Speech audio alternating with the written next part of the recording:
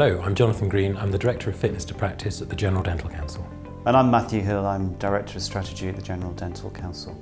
Thank you for taking the time to watch the video. During the course of the video, we'll be explaining some of the current problems with dental regulation, the work we've done so far to fix them, some of the key themes of our regulatory reform work, and how you can get involved.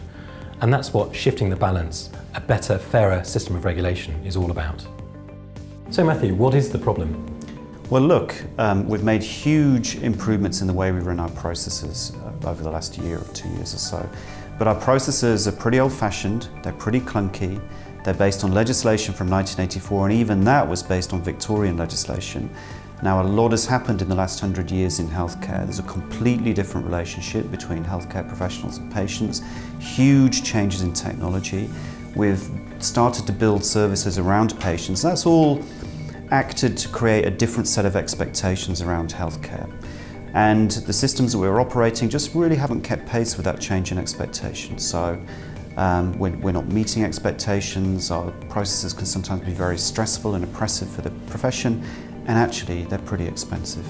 Our traditional FTP-based model is unsustainable in terms of cost, and it doesn't enjoy the support of those who regulate. That's necessary if the system's going to be effective. The profession talks about a climate of fear, and what we really want is for people to do the right thing because it's the right thing to do, not because they're afraid of doing the wrong thing. The other problem with the system is that the patient protection benefits are often unclear.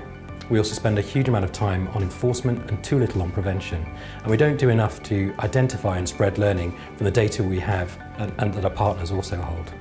We also don't make the most of the partnerships we have with others, not just regulators, but the profession itself. We also spend too much time and money on enforcement and too little on prevention. We don't do enough to identify and spread learning from the data we and our partners hold.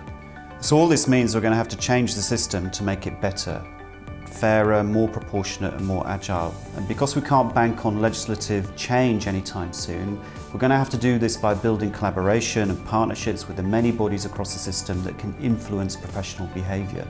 In short, it's going to require the GDC to stand up and be a real leader and provide the space for the profession itself to lead. So we've spent a whole lot of time just simply talking to and listening to people from across dentistry, profession, patients, partners, and of course our own staff and employees, to build our understanding of where and how change is needed. So this diagram is meant to show the complexity of the system of dental regulation and the many influences over professional behaviour that exist.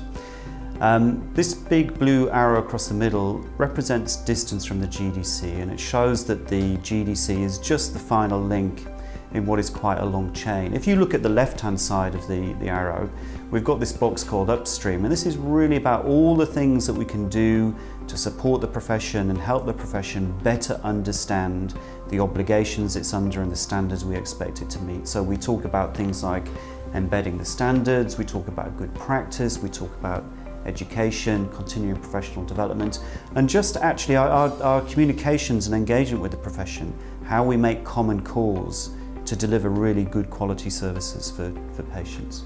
So this next box here is about first tier resolution, and this is really about getting things dealt with in the right place at the right time for the right cost and with the least amount of intrusion. And very often that will mean the practice itself.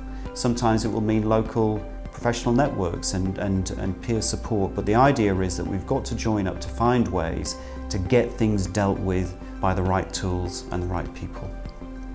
Moving on, we've got this box here, delivery with partners, and what this means is we've got to get much more out of our partnerships with other regulatory bodies, sharing information, agreeing a common view of what good looks like and holding people to account for that.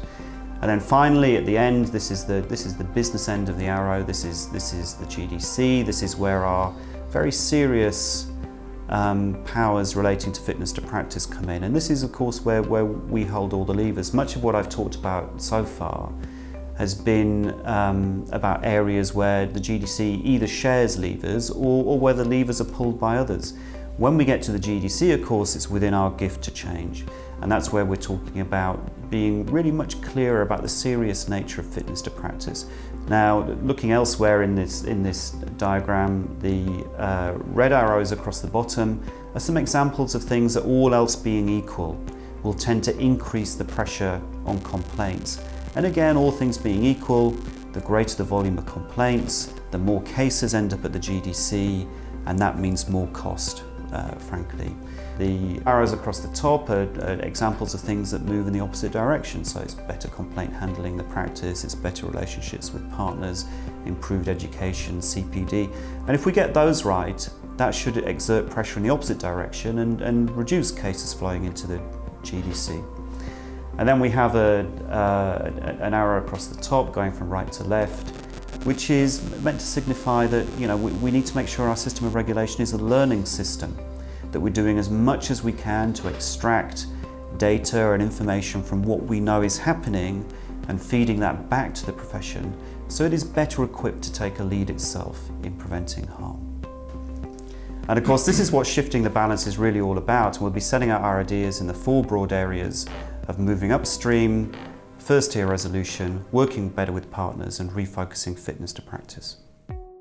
So one of the big ideas is that the GDC needs to do more to prevent harm instead of relying on costly enforcement. So responding to harm is of course important, but almost by definition it's too late to ensure that patients are protected and that the public can have confidence in dentistry.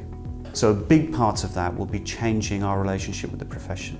So we're looking for ways to embed our standards better and support the profession in delivering them. And of course we want to share learning from our fitness to practice processes with all dentists and DCPs. It's best for everyone if complaints are resolved in the most appropriate place, which is often in the local practice.